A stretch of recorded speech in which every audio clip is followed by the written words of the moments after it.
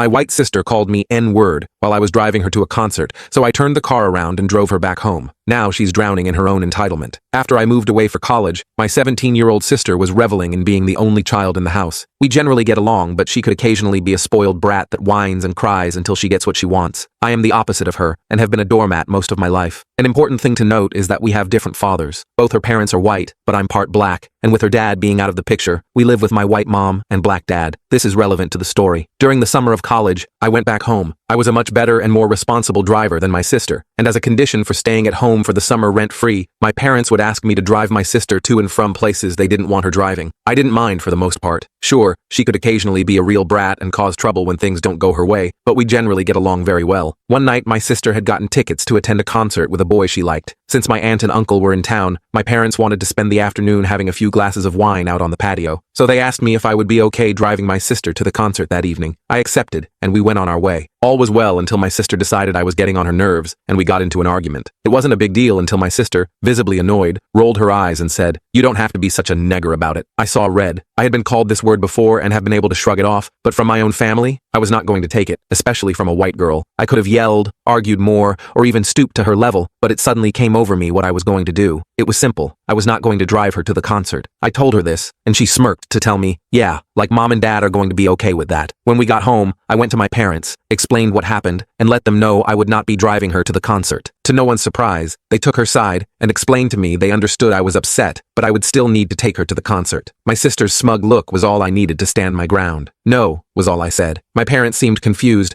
and then explained that that was not an option. I simply said, "You cannot make me. I do not care what you do. I will not drive her." Years of resentment over having to be the good sibling finally spilled out, and I simply said, no. My parents threatened to ground me, yelled at me, threatened to take my things, got in my face, but I held my ground. I told them I would take any punishment they wanted, but no one could force me to drive her. At one point, I even looked my father in the eye and said, "Tell me it's okay for her to call me a nigger. Tell me it's okay for anyone to do that." My parents had no idea what to do. They were too intoxicated to drive, and it was too late to ask anyone else. My sister refused to apologize, but as we got closer to the time the concert would start, I could tell she was starting to panic. The rage on her face was building up, and it was the sweetest revenge I could ask for. For once, she wasn't going to get her way, and there was nothing she could do about it. Nothing would make me do it. This was the hill I would die on. My sister ended up missing more than half of the show and cried the whole night. It's what she deserved. As for me, my parents never ended up punishing me. Maybe they were too stunned to do anything or more likely saw that I was right. But from that point on, I had no problem setting boundaries as needed. I could be kind, but I wasn't going to be my family's doormat.